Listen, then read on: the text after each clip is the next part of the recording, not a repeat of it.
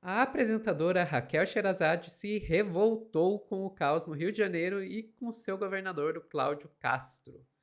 E o que ela falava de pobres no passado, afinal de contas, ela que levou essa mudança aí de opinião? Vamos perguntar aqui pro Pedro Zambarda no plantão do Meteoro.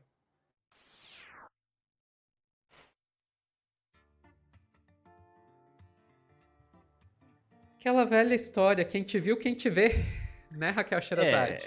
E é importante as pessoas entenderem, diferente do Reinaldo Azevedo, que não esquecemos o que o Reinaldo Azevedo falou no passado, inclusive lembramos com uma certa frequência. A Raquel Sherazade não é de esquerda, tá, Sofia? É importante as pessoas entenderem qual que tá sendo a dela. Eu vou trazer essa notinha aqui do Correio Brasiliense.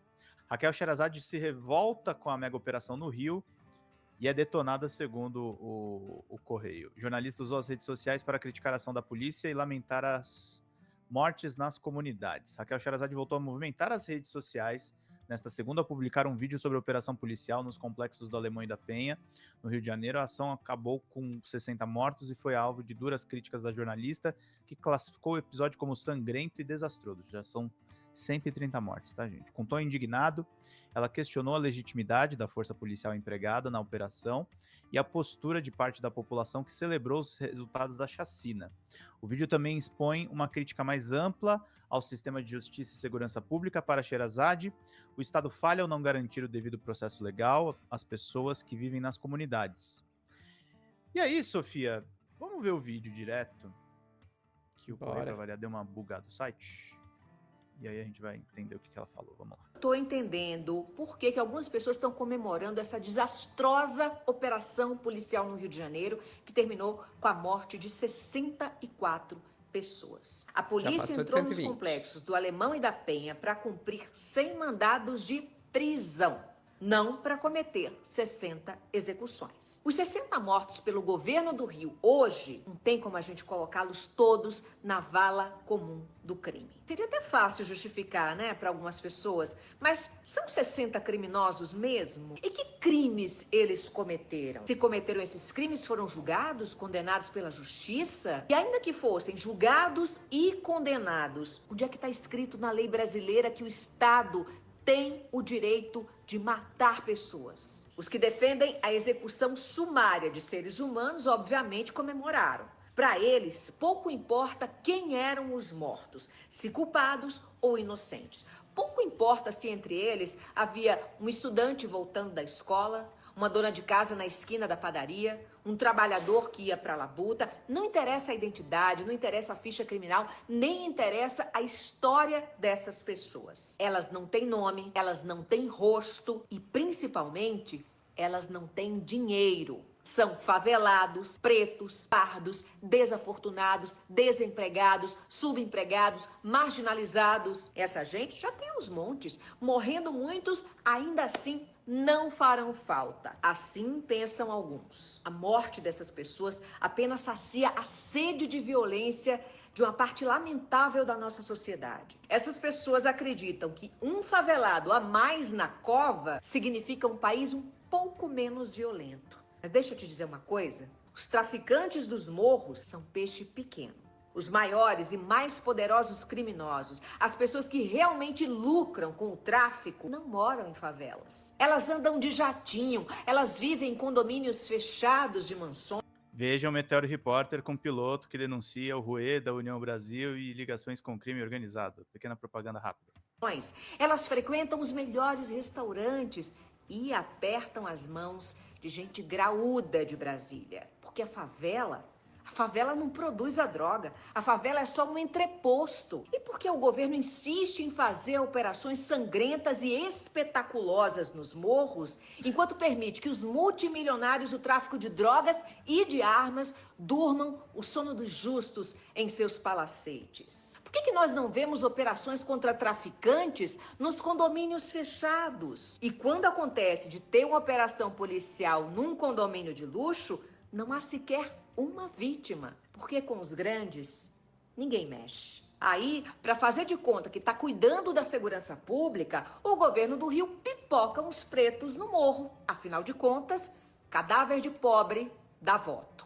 A polícia é outra vítima. O policial aprende a odiar a favela de onde veio e não o sistema que aprisiona ele e o traficante na mesma pobreza. O policial é o bucha de canhão, é o cidadão transformado em carrasco matador pelo governo que não tem peito para encarar a criminalidade de frente. No fim das contas, o gatilho quem puxa é o policial, porque ele é mandado para enfrentar a morte todos os dias. Ele é quem suja as mãos de sangue, mas a culpa da chacina é muito mais de quem manda matar. Eu sou Raquel Sherazade. Você pode até discordar do que eu falei, mas essa é a minha opinião.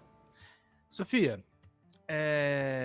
eu acompanhei de perto a Raquel e assim, ela ficou anti-Bolsonaro na época da pandemia por conta do negacionismo do ex-presidente. E aí muita gente achou que ela fosse fazer uma migração para a esquerda, tá?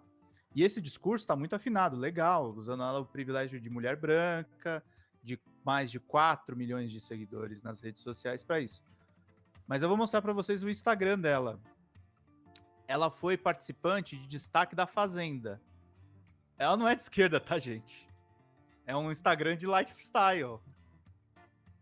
Tá? Vira e mexe, ó, ela indo lá pro MasterChef, família, gatinhos e tal, e assim... Ela tá focando em crescer o público dela, e inclusive tá com editora desse site Tudo Bem aqui. Então ela fez esse turnover.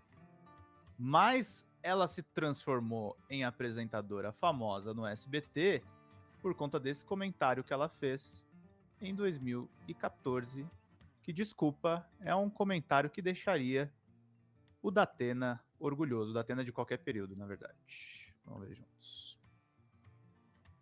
O marginalzinho amarrado ao poste era tão inocente que, em vez de prestar queixa contra os seus agressores, ele preferiu fugir antes que ele mesmo acabasse preso. É que a ficha do sujeito está mais suja do que pau de galinheiro. Num país que ostenta incríveis 26 assassinatos a cada 100 mil habitantes, que arquiva mais de 80% de inquéritos de homicídio e sofre de violência endêmica, a atitude dos vingadores é até compreensível. O Estado é omisso, a polícia desmoralizada, a justiça é falha. O que resta ao cidadão de bem que ainda por cima foi desarmado? Se defender, é claro. O contra-ataque aos bandidos é o que eu chamo de legítima defesa coletiva de uma sociedade sem Estado contra um Estado de violência sem limite. E aos defensores dos direitos humanos que se apiedaram do marginalzinho preso ao poste, eu lanço uma campanha. Faça um favor ao Brasil, adote um bandido. Ela fez um discurso famoso também contra o carnaval. Exatamente, eu lembro desse também. O que você acha dessa personagem, Sofia?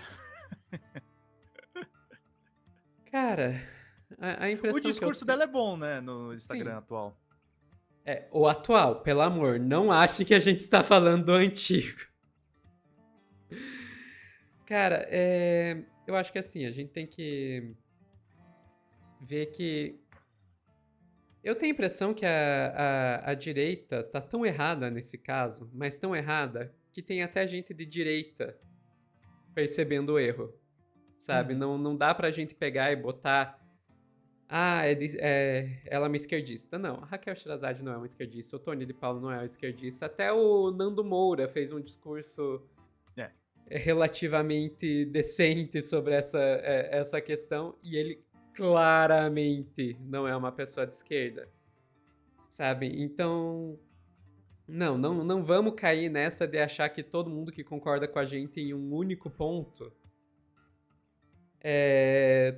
se tornou um grande esquerdista, progressista, defensor dos direitos humanos, que amanhã esses caras já estão discordando da gente de volta.